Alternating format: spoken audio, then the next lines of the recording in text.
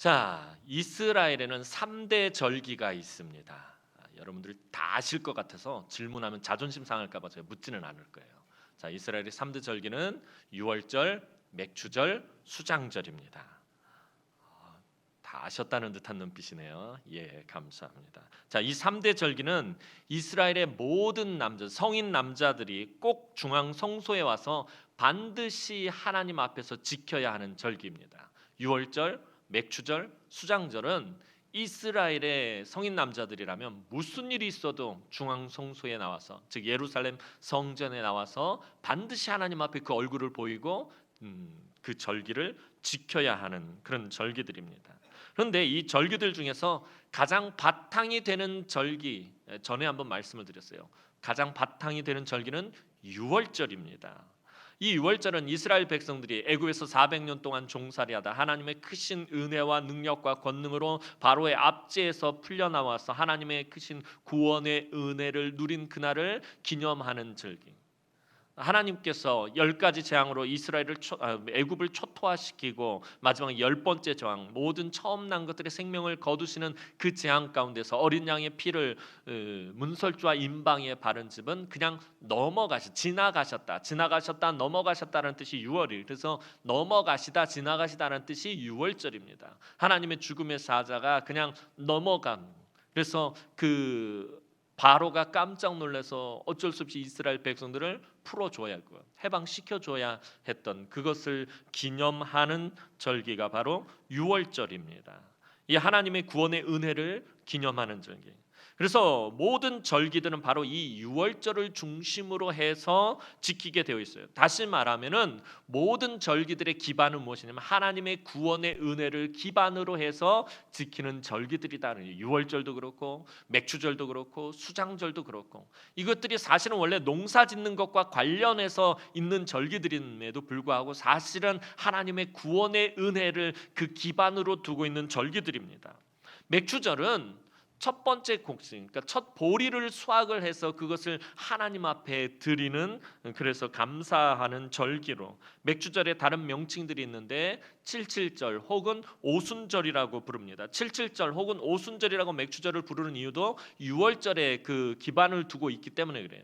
유월절로부터 7번 안식일이 지나요. 그러면 77, 49죠. 그 49일째를 갖다 77절이라고 부르고요. 이 7번째 안식일은 큰 안식일이기 때문에 안식일을 하루 더 지킵니다.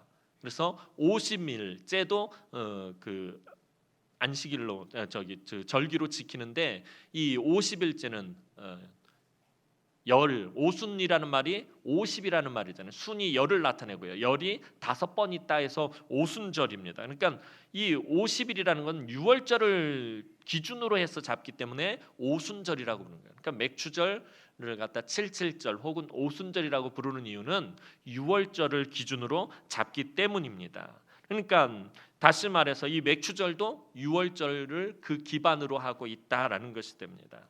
또 수장절은 가나안 땅에서 마지막 열매를 거두어서 그것을 창고에 저장하는 절기입니다. 그러면서 감사드리는 추수감사절과 같은 절기입니다. 다른 말로 초막절이라고 부르기도 합니다. 수확을 할 때 초막을 짓고 들판에 초막을 짓고서는 수확을 하고 추수를 하면서 이들의 조상들이 광야에서 생활할 때 애굽에서 하나님의 구원의 은혜로 나와서 광야에서 생활을 할 때 하나님이 인도하시고 보호하셨다라는 것을 기념하기 위해서 초막절을 지킵니다.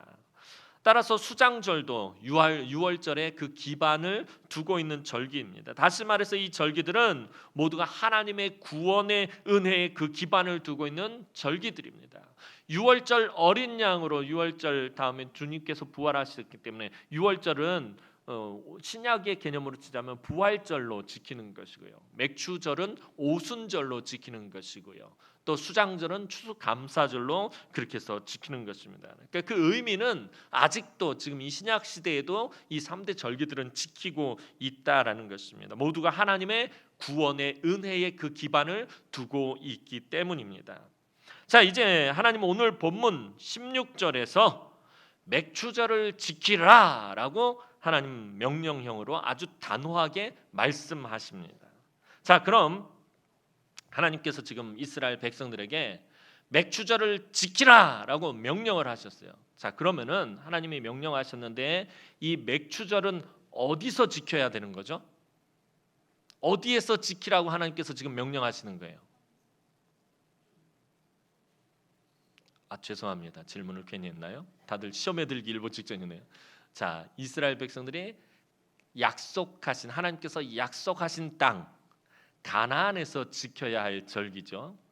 맥추절을 지키라라고 지금 하나님 말씀하시는데, 이 말씀은 너희들이 가나안 땅에 들어가면 그 땅에서 맥추절을 반드시 지키라라고 말씀하고 있습니다.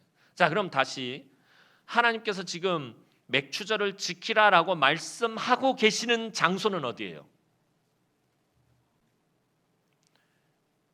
알려주실 거면서 왜 물어보세요라는 그냥.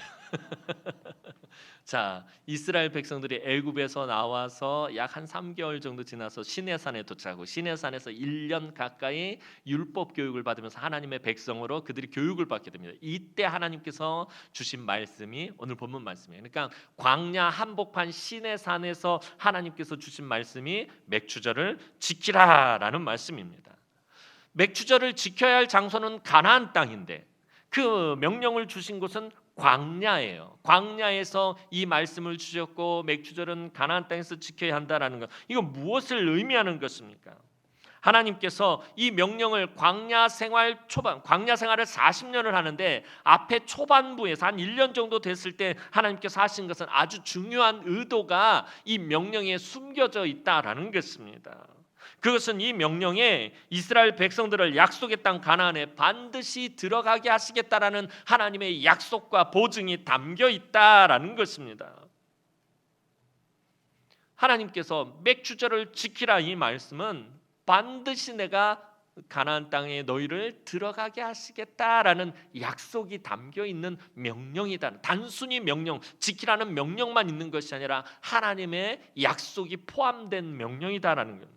이런 하나님의 의도는 오늘을 사는 우리 성도들에게도 매우 중요합니다. 왜냐하면 오늘 이 말씀을 받고 있는 우리 성도들도, 저와 여러분들도 광야의 이스라엘 백성들처럼 광야같이 척박하고 메마르고 거친 삶의 길을 걸어가고 있을 때가 있기 때문입니다. 저와 여러분들이 이 땅을 살아가면서, 이 험한 세상을 살아가면서 마치 광야의 길을 걸어가고 있을 때가 있다라는 것입니다. 광야가 어떤 곳입니까? 정말 척박하고 메마르고 거친 곳입니다. 광야 한복판에 버려져 있으면 내가 지금 어디로 가고 있는지도 모르겠고 어디로 가야 할지도 가늠할 수도 없는 곳이 광야입니다. 우리가 살아가다 보면 마치 이렇게 광야 한복판에 서서 어디로 가야 할지 무엇을 해야 할지도 모르는 시점에 있을 때가 있다라는 것입니다. 그런데 이렇게 어디로 가야 할지, 무엇을 해야 할지, 그리고 앞에 무엇이 기다리고 있는지 아무것도 알 수 없는 광야의 한복판에 있을 때 하나님이 주신 명령이 맥추절을 지키라는 거예요. 어찌 보면 굉장히 뜬금없는 명령이시잖아요. 광야의 한복판에서 지킬 수도 없는 지금 명령을 주고 계시잖아요. 이 광야 한복판에서 맥추절을 지킬 수가 없어요. 그런데도 하나님은 맥추절을 지키라라는 너무나도 뜬금없는 명령을 하고 계시다라는 것입니다. 아주 단호하게 명령형으로 말씀하셨습니다. 다시 말해서 이제 막 광야길을 시작한 백성들에게 내가 너희에게 약속한 땅에 들어가면 반드시 맥추절을 지키라라고 말씀하고 계시는 것이에요. 이 명령은 다시 풀어서 말하면은 하나님께서 지금 뭐라고 말씀하시냐면 내가 반드시 약속의 땅에 너희를 들어가게 할 것이다. 그 땅을 차지하고 그 땅에서 너희가 씨를 뿌리고 첫 열매를 거두어 맥추절을 지킬 수 있도록 내가 그렇게 만들어 주겠다라는 하나님의 아주 확고부동한 의지가 담겨 있는 말씀인 것입니다. 그러니까 광야 한복판에서 이 말씀을 주신 것은 이스라엘 백성들과 아무런 관계없이 뜬금없이 주신 말씀이 아니라 비록 지금 너희들이 이 광야 한복판에서 어디로 가야 할지도 모르겠고 무엇이 너희들 앞을 기다리고 있는지 알지도 못하는 이 상황 가운데 있을지라도 내가 너희를 반드시 약속의 땅에 들여보내고 그곳에서 너희가 씨를 뿌리게 할 것이고 그곳에서 너희가 추수를 하고 그곳으로 맥추절을 지킬 수 있도록 내가 만들어 주겠다라고 하나님 지금 말씀하시는 것입니다. 지키라라고 명령은 하셨지만 사실은 내가 그렇게 만들겠다라고 하나님이 약속하신 것입니다. 그래서 이 맥추절의 명령이 중요한 것입니다. 이 맥추절의 명령은 아울러서 광야의 백성들에게 아주 중요한 것 한 가지를 하나님께서는 요청하십니다. 맥추절을 지키라라고 하나님 말씀하시는 이 명령에는 한 가지 중요한 것을 백성들에게 요구하고 계시다는 거예요. 그게 무엇이냐면 바로 믿음이라는 것입니다. 하나님의 백성들에게, 오늘 저와 여러분들에게 믿음이 무엇입니까? 믿음은 눈에 보이는 것을 믿는 것이 아니라 눈에 보이지 않는 것을 믿는 것입니다. 세상 사람들은 눈에 보이지 않는 것을 믿지 않아요. 눈에 보이는 것만 믿습니다. 눈에 보이는 결과물만 받아들입니다. 그러나 하나님의 백성들의 믿음이라는 것은 눈에 보이는 것을 믿는 것이 아니라 눈에 보이지 않는 것을 믿는 것입니다. 그래서 성도들에게 믿음이란 눈에 보이지 않는 하나님의 약속을 붙잡는 것입니다. 눈에 보이지 않는 하나님의 약속을 붙잡는 것이 믿음이다라는 거예요. 이 믿음에 대해서 성경은 우리에게 분명히 말하고 있습니다. 히브리서 11장 1절 말씀을 보면 믿음은 바라는 것들의 실상이요 보이지 않는 것의 증거니라고 말하고 있다라는 것입니다. 이런 믿음을 요구하고 있는 것이 바로 맥추절입니다. 맥추절에 우리가 오늘 하나님 앞에 예배하러 나오면서 맥추 감사절, 사실 이 맥추 감사절이라는 게 오늘 저와 여러분들이 그닥 이렇게 피부에 와닿지 않는 이유가 요즘은 농경 사회가 아니기 때문에 그래요. 아마 예전 같은 60년대 70년대 같으면 농사 짓는 분들도 있고 막 그래서 이 맥추절이라는 개념이 참 마음에 많이 와닿았을 텐데 지금 그렇지 않아서 우리가 어떻게 보면 되게 무미건조하게 하나님 앞에 와서 예배를 드리고 있는지도 모르겠어요. 그러나 이 맥추절은 분명히 우리에게 그런 믿음을 요구하고 있다는 거예요. 눈에 보이지 않는 하나님의 약속을 붙잡고 오늘 이곳에 나와서 하나님 앞에 예배해야 한다는 것입니다. 이 명령에서 또 살펴봐야 할 것은 광야와 가나안의 삶입니다. 맥추절의 명령은 광야에서 하셨고 그것을 지키는 것은 가나안에서 해야 한다면 광야에서의 삶과 가나안에서의 삶을 비교해 봐야 합니다. 그렇다면 이스라엘 백성들 광야에서 어떻게 살았던 것입니까? 사실 광야는 사람이 일상적인 삶을 살 수 있는 곳이 아닙니다. 예전에 성지순례를 갔을 때 광야 투어를 잠깐 한 적이 있었어요. 몇 번 아마 말씀을 드렸을 거예요. 광야라는 곳에 나아가서 한 몇 번 잠깐 걸었던 적이 있는데 순간적으로 딱 마음에 와닿았던 게 뭐냐면 이스라엘 백성들이 왜 불평했는지 알겠다라는 생각이 들 정도로 아주 척박한 곳이 이 광야입니다. 사람이 일상적인 삶을 결코 할 수 없는 곳입니다. 마실 물도 없고요, 먹을 것을 구할 수도 없고요, 농사를 지을 수 있는 땅이라고는 눈꼽만큼도 없고요, 독충과 독뱀이 넘쳐나는 거죠. 전갈이라든지 민수기에 등장하는 그 불뱀 사건 있죠. 그 불뱀이 이 광야의 뱀 생명이 안 살 것 같은데 생명이 살아요. 근데 다 험한 것들만 살아요. 독충이라든가 독뱀, 불뱀 같은 것이 살아요. 이 불뱀이 얼마나 무섭냐면 저는 가서 보지 못했는데 그 가이드가 얘기를 하는데 이따금씩 밤에 광야 투어를 하다 보면 이 뱀들이 밤에 나타나서 이렇게 움직이는데 이게 이렇게 또아리고 있다가 딱 튀어나간대. 그럼 한 1~2m를 앞으로 쭉 날아와서 사람 여기를 문대, 목을 딱 문다는 거예요. 그럼 막 몸에 이 독이 퍼지면서 불같이 뜨거운 모기가 불같이 뜨거운 막 그런 고통을 받게 돼서 그래서 그거를 불뱀이라고 한다는 거예요. 그러니까 이 광야에는 독충과 불뱀들이 넘쳐나고 있어요. 게다가 밤과 낮의 온도차가 아주 심하다고 그래요. 제가 한여름에 8월 달에 갔었는데 이때 광야 나가면 거의 막 온도가 한 50도씩 올라가요. 얼마나 더운지 몰라요. 그런데 습도가 하나도 없어요, 광야는. 그래서 그늘 같은 데 들어가면 매우 시원해요. 근데 습도가 없고 매우 건조하다 보니까 문제가 뭐냐면 사람이 목이 마르지 않아도 목이 안 마르니까 물을 안 마시게 되잖아요. 그러면 길을 가다 보면은 이 피부를 통해서 수분이 증발을 하게 됩니다. 그래서 목이 마르지 않는데 그래서 땀도 안 흘리고 물도 안 마시는데 가다 보면은 탈수가 돼가지고 이게 증발되는 게 많아가지고 그래서 일사병으로 쓰러지는, 그렇게 또 해가 지고 나면은 온도가 아주 급격하게 떨어집니다. 거의 영하권으로 떨어져 버립니다. 그러니까 일교차가 50도 이상씩 날 때가 있답니다. 사람이 살 수가 없는 곳이 바로 광야입니다. 그래서 광야에서는 하나님의 기적이 없이는 살 수가 없습니다. 그래서 이스라엘 백성들이 광야 40년 동안 그들이 내내 경험한 것이 무엇이냐면 하나님의 기적이었다는 거예요.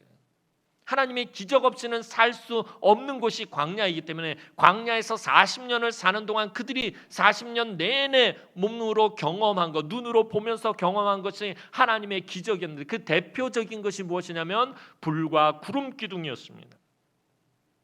장정만 60만 명이 넘는 사람들이 애굽에서 나왔어요. 어린아이들과 여자들까지 포함하면 200만 명이 넘을 거라고 대충 성경학자들 그렇게 예상을 해요. 장정만 60만 명이 넘는 사람들이 광야에서 산다라는 것, 그것도 40년을 산다라는 건 불가능한 일입니다. 그것을 가능하게 한 것이 우선적으로 이 불과 구름 기둥이었습니다. 구름 기둥으로는 이 구름 기둥이 낮에 쫙 하늘 위에 쳐져 있으면 밑에 그늘이 생깁니다. 아까 말씀드린 것처럼 광야는 습도가 없기 때문에 그늘에 들어가면은 매우 시원해요. 그래도 숨을 돌릴 수 있고 살만합니다. 그리고 밤에 기온이 떨어졌을 때는 이 불기둥으로부터 따뜻한 열기가 나와서 그 백성들을 보호해 주는 것입니다. 구름기둥과 불기둥이 없으면은 이 광야에서 이 백성들이 살 수가 없습니다. 그리고 이 불과 구름 기둥이 일어서서 움직이면 백성들이 어떻게 해요? 바로 자신들이 살고 있는 장막을 거두고 이 불과 구름 기둥을 따라가야 합니다. 또 불과 구름 기둥이 움직이다가 멈추었으면은 백성들이 그곳에 천막을 치고 그곳에서 머물게 됩니다. 이 불과 구름 기둥이 인도하는 대로, 아까 말씀드렸던 것처럼 광야 한복판에 딱 있으면 어디가 동쪽이고 어디가 서쪽인지 알 수가 없어요. 어디로 가야 할지도 모르겠고 이게 길인지 아닌지도 모르고, 그래서 불과 구름 기둥이 인도하는 대로 따라가야만 살 수 있는 것이 이 광야인 것입니다. 그런데 불과 구름 기둥만 있다고 해서 광야에서 살아남을 수 있는 것은 아닙니다. 제일 중요한 먹는 문제가 해결되어져야 돼요. 먹을 것이 없으면은 아무리 불과 구름 기둥이 있어도 살 수가 없어요. 그래서 하나님은 하늘에서부터 만나라는 양식을 내려주셨습니다. 이스라엘 백성들이 이른 아침에 해가 뜨기 전에 이 진영 밖으로 들판으로 나가면 하나님께서 하늘에서 만나를 내려주셔서 땅에 그 만나가 쫙 쌓이게 돼서 그것을 거두어서 그곳으로 먹고 살도록 양식을 주셨다는 거예요. 그런데 이 만나는 하나님이 한 가지 원칙을 세우셨어요.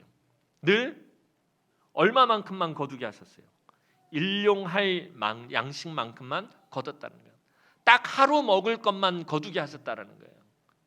아유, 저는 좀 약간 게을러서 매일 아침에 그거 거두러 나가 얼마나 귀찮아요. 그래서 한 일주일치 한꺼번에 이렇게 모으면 좋겠는데, 그래서 일주일씩 쌓아놓고선 먹으면 좋겠는데, 하나님이 이상하게 반드시 하루에 한 번 꼭 이른 아침에 나가서 그 양식 하루 먹을 것만 거두게 하셨다라는 것입니다.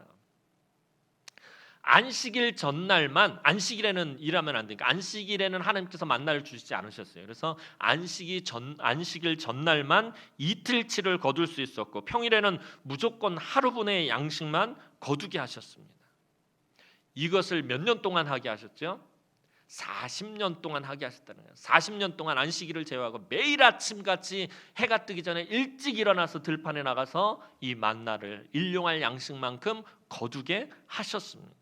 이렇게 40년을 광야에서 살아야 했던 백성들에게 하나님은 무엇을 훈련시키신 것입니까? 불과 구름 기둥을 따라 움직이게 하셨고 그 불과 구름 기둥의 그늘 아래 거하게 하셨고 그 보호를 받게 하셨고 매일 아침같이 일어나서 이 만나를 거두되 일용할 양식만큼만 거두어서 먹고 살게 하셨단 말이에요. 그걸 40년 동안 하게 하셨어요. 그럼 이 40년 동안 왜 하나님은 이런 일을 계속 반복해서 하게 하셨느냐라는 거예요. 반복해서 하게 하셨다는 얘기 다시 말하면 훈련시키셨다라는 거예요. 연단시키셨다라는 거예요. 40년 동안 백성들을 똑같은 일을 시키면서 훈련시키셨다라는 거예요.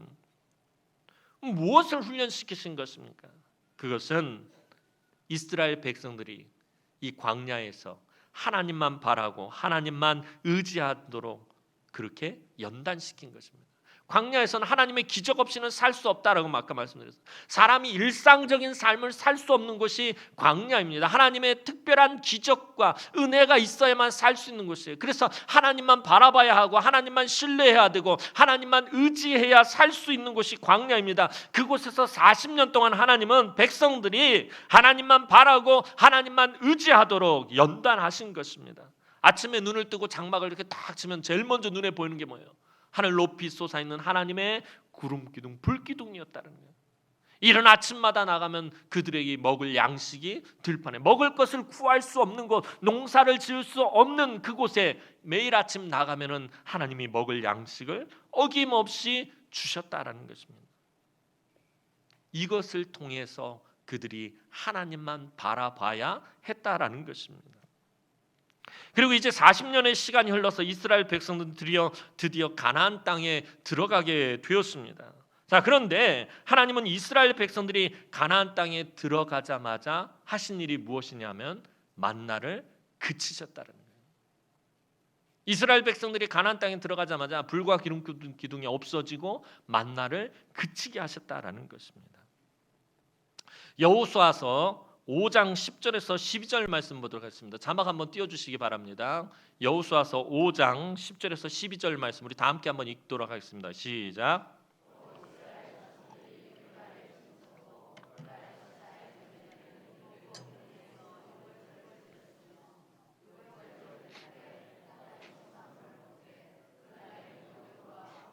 곡식을 먹었더라. 또 그 땅의 소산물을 먹은 다음 날에 만나가 그쳤으니 이스라엘 사람들이 다시는 만나를 얻지 못하였고 그 해에 가나안 땅에 소출을 먹었더라. 자, 이스라엘 백성들이 가나안 땅에 들어와서 감격의 첫 번째 유월절을 지키게 되었어요. 이스라엘 백성들이 가나안 땅에 들어서 감격의 첫 번째 유월절을 지켰다라는 말은 무슨 얘기냐면 광야에서 유월절을 지키지 못했다는 거예요. 성경 어디에도 이스라엘 백성들이 광야 기간 내내 유월절을 지켰다는 말씀이 없어요. 광야에서는 이스라엘이 딱 한 번, 그들이 애굽에서 나올 때 유월절 첫 번째 유월절을 지키고, 그 다음에 광야에서 딱 한 번 시내산에서 유월절을 지켰을 뿐 그 뒤로 못 지키다가 가나안에 들어와서 비로소 이 절기들을 지키게 됩니다. 왜냐하면 아까 말씀드린 것처럼 이 절기들은 무엇과 관련이 있다? 농사를 짓는 것과 관련이 있기 때문에 그래요. 그런데 광야에서는 농사를 지을 수가 없기 때문입니다. 농사를 지을 수 없다라는 말은 곡식을 거두어 들일 수가 없다라는 것입니다. 그나마 출애굽에서 나와서 시내산에서 거할 때는 유월절을 지킬 수 있었던 것이 애굽에서 가져 나온 곡식이 아직 있었기 때문에 유월절을 지킬 수 있어요. 아니, 유월절은 하나님 어린 양을 잡아서 그 어린 양으로 지키는 것이 유월절 아닌 그런데 유월절에 반드시 어린 양과 더불어서 필요한 것이 무엇이냐면 무교병을 먹어야 돼요. 누룩을 넣지 않은 떡을, 발효되지 않은 떡을 먹어야 되는데 유월절 다음부터 일주일 동안 이스라엘 백성들이 무교절을 지켜야 돼요. 이 일주일 동안 누룩이 들어가지 않은 무교병을 먹어야 되는데 그래서 유월절과 무교절은 같은 날이에요. 그런데 이 무교절을 지킬 수 있는 곡식이 없었다라는 것입니다. 그래서 하나님께서 주신 양식이 뭐예요? 만나예요, 만나. 만나를 먹었습니다. 그 땅에 소산물이 없었기 때문에 절기들을 지킬 수가 없었어요. 유월절뿐만 아니라 맥추절도 지킬 수 없었고 수장절도 지킬 수 없었습니다. 이제 이스라엘이 40년의 광야 생활을 마치고 가나안 땅에 들어가게 되었습니다. 그렇다면 오늘 출애굽기 본문에서 명령하신 것처럼 절기를 지켜야 합니다. 유월절을 지키라, 맥주절을 지키라, 수장절을 지키라라고 하나님 분명히 명령하셨는데 이게 어디 가서 지켜야 되는 거라고 아까 말씀드렸어요. 가나안 땅, 약속의 땅에 들어가면서 지켜야 될 절기들이다라는 거예요. 그러니까 오늘 하나님 명령하신 것처럼 절기를 지켜야 하는데 절기를 지키기 위해서는 반드시 필요한 것이 있어요. 곡식이 있어야 돼요. 곡식이 있어야 합니다. 근데 무슨 곡식으로 절기를 지키는 것입니까? 자, 여호수아서 5장 11절 말씀 다시 한번 보도록 하겠습니다. 여호수아서 5장 11절 말씀입니다. 시작.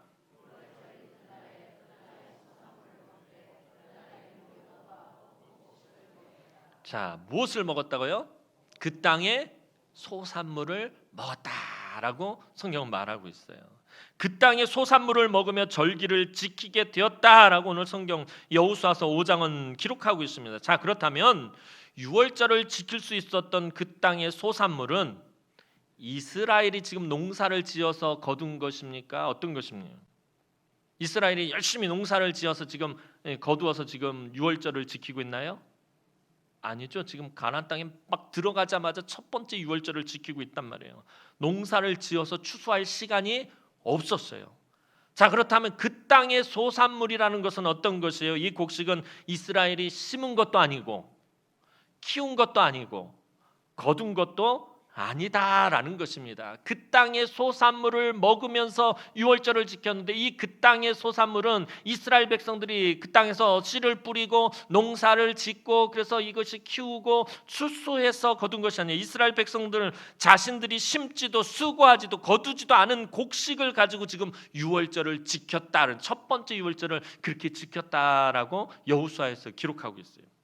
그렇다면 이것은 뭘 말해주냐면 이스라엘 백성들이 받은 구원의 은혜의 성격을 말해주고 있는 것입니다. 무슨 말이냐면 이스라엘이 하나님의 백성이 되고 약속의 땅을 차지하고 절기를 지키는 것은 오직 하나님의 은혜의 선물이라는 것입니다. 오늘 저와 여러분이 받은 구원의 은혜가 이것과 같은 것이에요. 오늘 저와 여러분들이 예수 그리스도를 믿고 예수 그리스도를 구주로 영접함으로 하나님의 구원의 백성이 되고 구원의 자녀가 되는 이 놀라운 구원의 은혜를 받은 것이 바로 이런 것이다라는 게 무슨 말이에요? 나의 공로 없이 내가 심지도 않았고 내가 거두지도 않았고 내가 키우지도 않은 나의 공로 없이 오직 하나님께서 값없이 저와 여러분들에게 주시는 은혜의 선물이라는 것입니다. 아무런 자격 없는 저와 여러분들에게 하나님께서 거저 주신 것이 바로 구원의 은혜예요. 자, 절기들은 무엇을 기반으로 하고 있다고요? 하나님의 구원의 은혜를 기반으로 해서 지키는 것이다라고 아까 말씀을 드렸어요. 근데 이 구원의 은혜의 성격들이 어떤 것이다? 맨 첫 번째 지킨 유월절, 그 땅에 약속의 땅에서 들어가서 첫 번째 지킨 절기들을 살펴봤을 때 나의 공로가 하나도 없이 하나님께서 거저 주신 값없이 주신 은혜였다라는 것입니다. 이렇게 가나안 땅에서 그 땅의 곡식을 먹고 그 곡식으로 절기를 지키자 이제 만나가 그치게 되었습니다. 여호수아서 5장 12절 말씀 보도록 하겠습니다. 자막 한번 띄워주세요. 여호수아서 5장 12절 말씀입니다. 시작.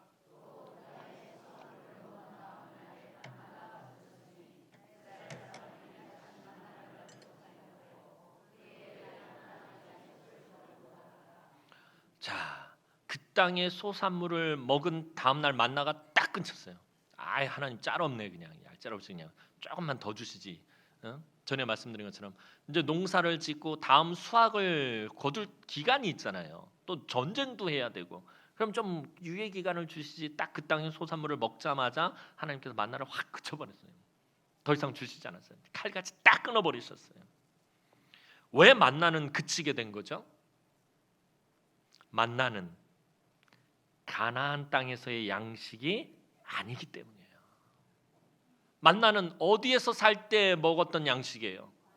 광야에서 살 때 하나님께서 주신 양식이었단 말이에요. 약속의 땅에 들어가서 그곳에서 먹을 양식은 만나가 아니다라는 것입니다. 만나는 이스라엘 백성들이 약속의 땅 가나안에 가기까지 광야의 40년을 위한 하나님의 은혜의 양식이었습니다. 따라서 이제 약속의 땅을 들어가서 그 약속의 땅을 찾고 그 땅에서 일상의 삶을 시작해야 하는 이스라엘 백성들에게는 필요하지 않은 양식이 바로 이 만나였다라는 것입니다. 다시 말해서 광야에서의 40년의 삶은 이스라엘 백성들에게는 일상적인 삶이 아니었다는 거예요. 아까 말씀드린 것처럼 광야는 사람들이 일상적인 삶을 살 수 있는 곳이 아니다라는 거예요. 사람들이 그냥 평상시처럼 보통의 삶을 살 수 있는 곳이 아니었다라는 거예요. 그러니까 광야에서의 이스라엘 백성들의 40년의 삶은 일상적인 삶이 아니었다라는 것입니다.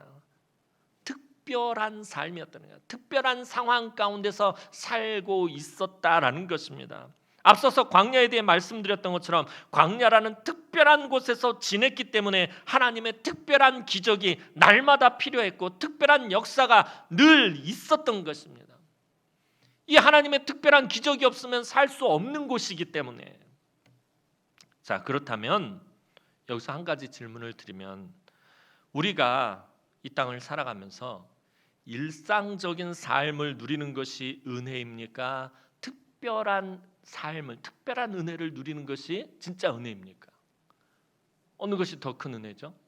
일상적인 삶을 사는 것, 아주 특별한, 오늘 막 하늘에서 만나가 내리고 불과 구름 기둥이 날 보호하고 막 반석에서 생수가 펑펑 터져 나오고 막 이런, 어느 게 더 큰 은혜예요?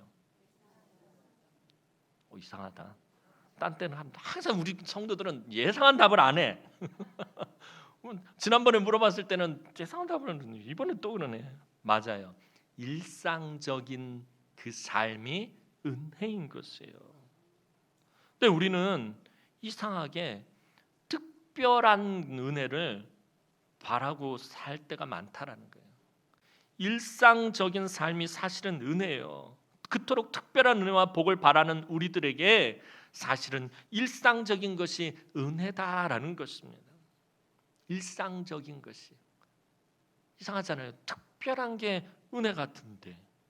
자, 오늘 본문으로 다시 돌아가서 출애굽기 23장 16절 말씀, 이 맥추절에 관련된 그 부분만 읽어보도록 할게요. 출애굽기 23장 16절 앞부분에 맥추절만 돼 있는 부분.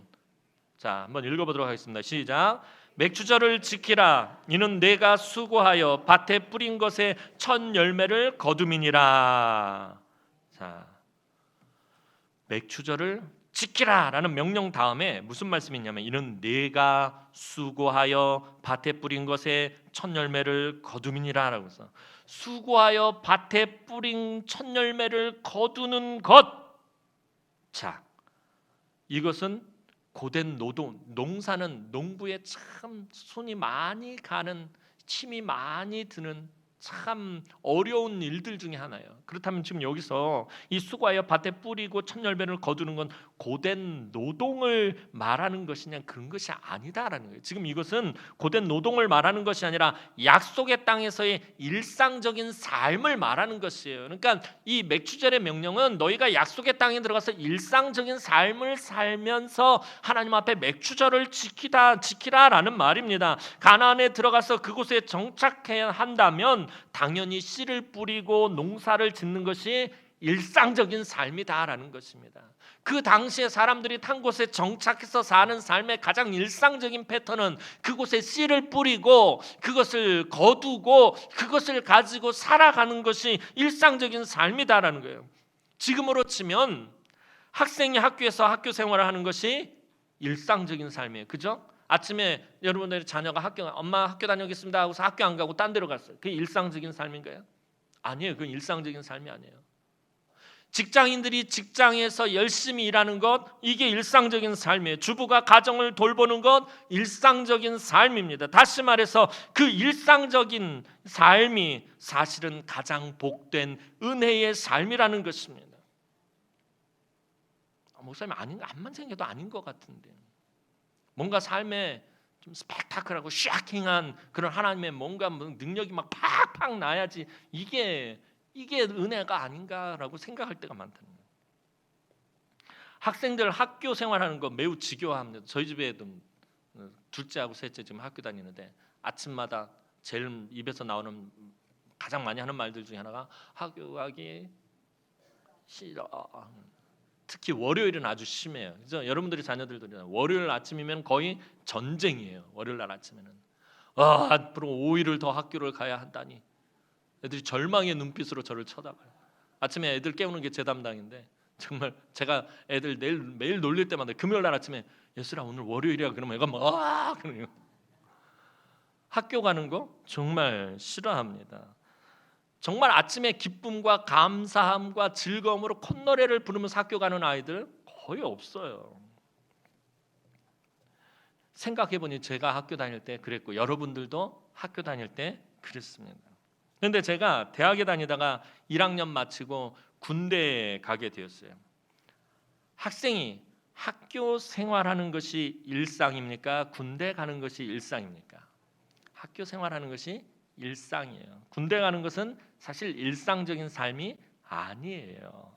군대 가는 것은 일상이 아니라 특별한 상황입니다. 그죠?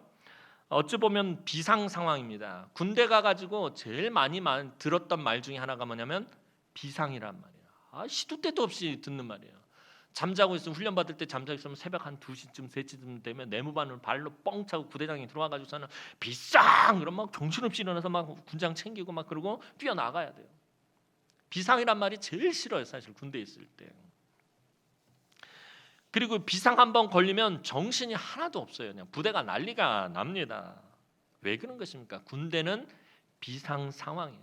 항상 무엇을 전제로 해서 있는 집 공동체냐면 비상 사태를 전제로, 전쟁이라는 것을 전제로 하고서 있는 공동체가 군대이기 때문에 그런 거예요. 그러니까 이 군대라는 조직 자체는 일상적인 조직이 아니에요. 비상적인 특별한 그런 조직이다라는 것입니다. 그러다가 군대를 딱 마치고서는 복학을 했는데, 복학해서 첫날 학교 갈 때를 아직도 기억해요. 너무 좋은 거예요. 학교 가기 그렇게 싫어했던 제가 학교보다 더 싫었던 게 군대였던 거예요. 군대 딱 전역해가지고서는 복학해서 복학 신청하고 학교를 가는데 룰루랄라 학교 간다 그러면서 얼마나 내 생에 아마 가장 기쁘고 감사한 마음으로 학교 갔던 딱 하루, 복학해서 학교 가던 날, 그렇게 학교 가는 것이 기쁘고 행복할 수가 없었어요. 거의 뛰다시피 하면서 갔어요. 자, 무슨 말이에요? 일상적인 것이 사실은 행복이었다라는 것입니다. 우리 큰놈이 지금 군대가 있고 오늘 휴가 나와 있던데 보니까, 우리 큰놈 휴가 나올 때마다 제가 늘 하는 말이 있어요. 야, 요셉아, 그러면 야, 군대에서 요즘 월급도 많이 주고, 월급 세상에 막 20만 원인가 막 주는 것 같아요. 월급도 많이 주고, 먹여주고, 입혀주고, 재워주고, 운동도 시켜주고. 요즘 군대 너무 좋은데 그냥 말뚝 박아라. 애가 막 길길이 날 때 그 얘기를 하면, 제발 그런 얘기 좀 하지 말라.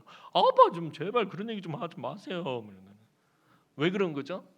일상의 삶이 더 좋기 때문이에요. 군대에서 아무리 잘해줘도, 요즘 그러잖아요. 군대에서 뭐 요즘 막 스마트폰도 쓰게 해주고, 얘기 들어보니까 내무반마다 에어컨이 있고 TV가 있고, 와, 뭐 장난 아니에요. 막 너무 좋다야. 뭐 나와가지고서는 힘들게 그러고 있느니 군대에다 말뚝박 내놓으면 참 좋겠다. 죽어도 싫다는 거예요. 왜요? 군대는 일상적인 삶이 아니기 때문에. 다시 군대에서 나와서 학교로 돌아가고 또 취업을 하고 하는 그 모든 것들이 자기에겐 그게 일상의 삶이기 때문에, 일상적인 것이 더 좋기 때문에 그런 거예요.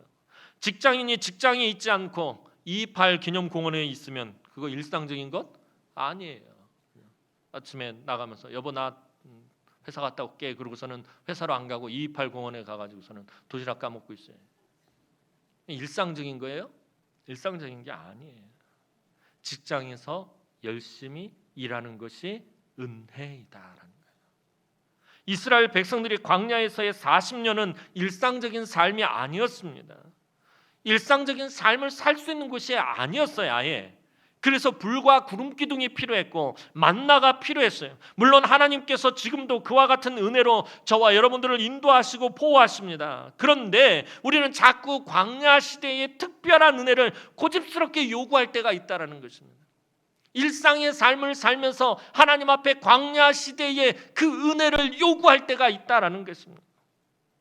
그리고 그 요구를 하나님이 들어주시지 않으면 서운하고 섭섭하고 시험에 들게 됩니다. 여러분, 한 달 동안 애쓰고 수고하여 받은 비록 쥐꼬리만큼의 적은 봉급일지라도 그것으로 일상의 삶을 살아간다는 것은 하나님의 놀라운 은혜입니다. 우리가 일상의 삶에 그냥 살아가기 때문에 이것이 얼마나 놀라운 은혜인지 잊고서 살아가고 있을 뿐이에요. 내가 지금 일상의 삶을 살고 있다는 것이 얼마나 놀라운 하나님의 은혜인지 잊어버리고 살고 있다는 거예요. 우리가 일상적인 삶을 살고 있다는 것은 이미 가나안에 들어와 있다는 것입니다. 가나안에서 농사를 짓고 있다는 것은 이미 가나안 안에 내가 들어와 있다는 거예요. 하나님의 그 카테고리 안에 들어와 있다는 거예요. 약속의 지경 안에 들어와 있다는 것이에요. 우리는 이미 하나님의 은혜 안에 들어와 있는 것입니다. 그런데 그 은혜를 잊어버리고 자꾸 광야의 특별한 은혜를 요구하는 거예요. 목사님 아무리 생각해도 일상적인 것보다 특별한 게 난데 로또 대박 나는 게 이 특별한 은혜가 더 낫지 않나요? 왜 다들 긍정의 눈빛이에요? 그런데 여기서 자꾸 특별한 은혜와 기적을 요구한다라는 것은 뭘 의미하는 거예요? 일상적인 삶에서 특별한 기적과 특별한 은혜를 하나님 앞에 요구한다라는 것은 다시 말해서 내가 다시 어디로 나가야겠다? 광야로 나가야겠다라는 것을 말하는 것입니다. 가나안에 들어와서 지금 막 절기를 지킨 이스라엘이 원하는 것은 광야로 다시 나가는 것이 아닐 것이에요.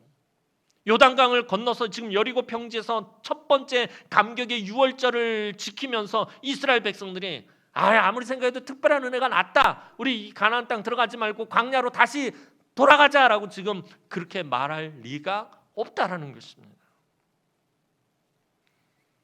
그래서 만나가 그치게 된 것입니다. 가나안에서는 이제 더 이상 만나의 기적이 필요하지 않기 때문입니다. 하나님의 약속의 지경에서는 이제 더 이상 만나가 필요하지 않다라는 거예요. 이제 하나님의 백성들에게는 하나님 안에서 어떤 일상의 삶을 살 것인가 그 문제만 남아 있는 거예요. 내가 이제 하나님의 그 약속의 지경 안에서 어떤 삶을 살아가면 되는 거지? 이 문제만 남아 있는 것입니다. 가나안에서의 삶은 하나님이 명령하신 것을 지키는 순종의 삶을 통해서 이루는 것입니다. 가나안에서 하나님의 말씀에 순종하여 땀 흘리며 수고하여 씨를 뿌리고 첫 열매를 거두어 하나님께 드리는 일상적인 삶을 사는 것이 바로 축복인 것입니다. 이렇게 일상적인 삶을 살면 하나님은 일상에서 때를 따라 돕는 은혜를 베풀어 주신다는 거예요. 광야에서처럼 불과 구름 기둥이라든지 만나와 같은 그런 특별한 그런 은혜를 하나님께서 주시는 것이 아니라 일상적인 삶을 살면 하나님께서 때를 따라 돕는 우리의 일상의 삶을 돕는 은혜를 베풀어 주신다라는 것입니다. 그것이 신명기 11장 14절에서 15절 말씀입니다. 신명기 11장 14절에서 15절 말씀 자막 띄워주시겠어요? 우리 다 함께 한번 읽도록 하겠습니다. 시작.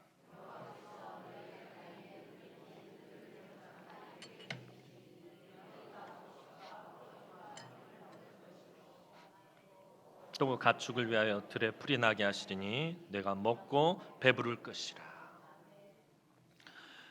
여호와께서 너희의 땅에 약속하신 땅에 약속의 지경에 너희가 들어와서 일상적인 삶을 살면 이른 비와 늦은 비를 주신다는 거예요. 이른 비는 뭐예요? 씨를 뿌릴 때 파종할 때 필요한 비가 이른 비예요. 늦은 비는 뭐냐면 추수하기 전에 마지막으로 이 알곡이 잘 연결되도록 필요한 비가 늦은 비예요. 일상적인 삶을 살면 때를 따라서 하나님께서 은혜를 베풀어 주셔서 삶의 부족함이 없게 하시고 마지막에 네가 먹고 배부를 것이다 라고 하나님 말씀하고 계세요. 만나가 없어도 불과 구름 기둥이 없어도 하나님의 특별한 은혜와 능력이 없어도 너희가 그 땅에서 먹고 배부를 것이다 라고 하나님께서 때를 따라 돕는 은혜를 베풀어 주십니다. 이 일상의 은혜가 더 큰 은혜다라는 것이에요. 성경이 우리에게 말하는 것은 너희는 더 큰 은혜를 사모하라라고 말하고 있어요. 더 큰 은혜를 사모해야 됩니다. 그런데 그 더 큰 은혜가 뭐냐면 일상적인 것이다라는 거예요. 특별한 게 아니라 바로 우리의 일상적인 삶 가운데 주어진 것들이 더 큰 은혜였다라는 게 사실은. 구약의 맥추절은 유월절 이후에 하나님께 첫 열매를 드리는 절기입니다. 신약에서도 오순절에 하나님께서 원하시는 첫 열매를 드린 사람들이 있었어요.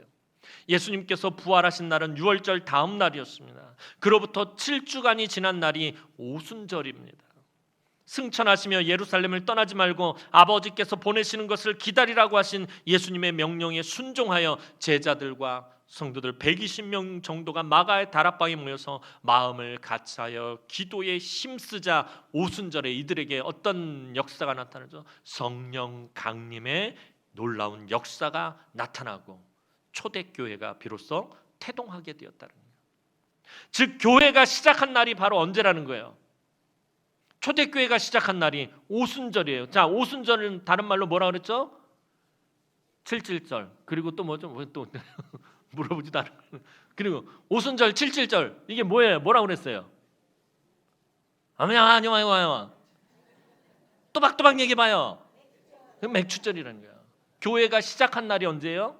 맥추절이라는 거예요. 교회의 생일이에요. 맥추절이 엄밀히 말하면.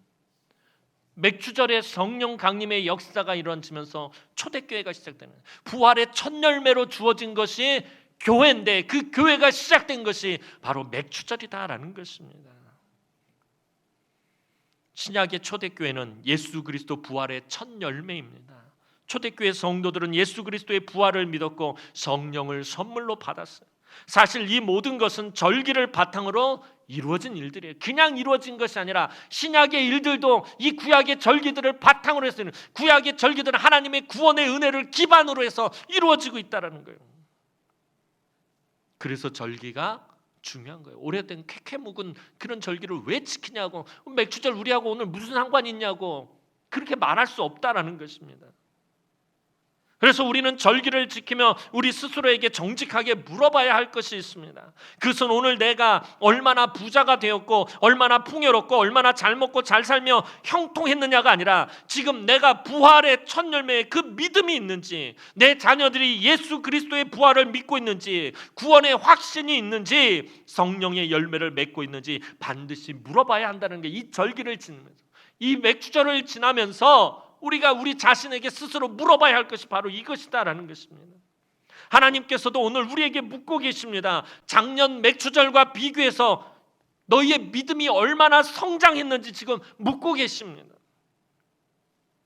오늘 맥주감사 헌금을 가지고 왔느냐를 지금 하나님 묻는 것이 아니에요. 네 맥주감사 헌금 얼마 갖고 왔노? 하나님 그걸 묻는 것이 아니다라는 거예요. 작년보다, 한 달 전보다, 일주일 전보다, 어제보다 지금 얼마나 믿음이 자라났느냐, 그걸 묻고 계시다는 거예요. 아까 말씀드린 맥주절을 지낼 때 하나님께서 우리에게 요청하시는 건 믿음이란 말이에요. 보이지 않는 것들에 대한 믿음을 하나님 요구하고 계신다는 거예요. 사랑하는 성도 여러분, 맥주감사절은 단순히 교회가 헌금이나 더 걷고 재정이나 충당하자고 드리는 절기가 결코 아닙니다. 그렇게 생각한다면 차라리 안 드리는 것이 더 낫습니다. 그리고 단순히 지난 반년 동안 하나님이 소득을 주시고 물질을 주시고 건강을 주시고 필요와 공급을 채워주신 것만을 감사하는 것이 아니라 가장 본질적인 구원의 은혜를 감사하는 것이 이 맥추절인 것입니다. 영원히 멸망받아 죽을 수밖에 없는 악한 죄인을 위해서 하나님께서 하나님의 어린 양 예수 그리스도를 죽기까지 희생하여 그 핏값으로 나를 살리시고 구원하셨음을 감사하는 것이 이 절기들이며 오늘 맥추감사절입니다. 맥추감사절은 오직 예수 그리스도를 믿는 믿음으로 구원받은 저와 여러분이 믿음의 처음 익은 열매를 하나님께 드리는 날입니다. 믿음의 처음 익은 열매는 우리의 일상적인 삶에서 하나님과 더욱 가까워지고 예수님을 닮아가는 것이고 믿음이 더욱 굳건해지는 것이고 더욱 교회를 섬기는 것이고 무엇보다도 더욱 온전한 예배자로 하나님 앞에 나오는 것입니다. 맥주 감사절을 통해서 이런 은혜와 복을 누리는 우리 성도들이 되기를 주님의 이름으로 축원합니다. 기도드리겠습니다. 사랑과 은혜가 많으신 아버지 하나님, 은혜와 사랑을 진심으로 감사를 드립니다. 오늘도 하나님께서 우리에게 구원의 은혜를 베풀어 주시기 위해 독생성자 예수 그리스도를 아낌없이 이 땅에 보내주시고 십자가에서 물과 피를 다 쏟으시고 우리의 죄를 대신 지시고 죽으시고 부활의 첫 열매로 다시 부활하시고 또 교회를 세우시고 그 교회를 우리에게 주심을 하나님 오늘 우리가 감사하며 하나님 앞에 나와 예배합니다. 하나님, 우리의 삶 가운데서 일상적으로 주시는 그 하나님의 은혜에 늘 기뻐하고 감사하고 하나님의 그 구원의 은혜에 늘 아버지 하나님 감사하며 그것들을 증거하는 삶을 살아갈 수 있도록 하나님 오늘 우리를 인도하시고 보호하시고 축복하여 주시옵소서. 그저 아버지 하나님 1년에 한 번 드리는 절기로 그냥 보내는 것이 아니라 이 맥주절을 통하여서 하나님의 구원의 은혜를 다시 한번 생각하고 우리의 믿음을 다시 한번 돌아보는 귀한 시간이 되어질 수 있도록 하나님께서 은총을 베풀어 주옵소서. 감사를 드렸고 예수님의 이름으로 기도하옵나이다. 아멘.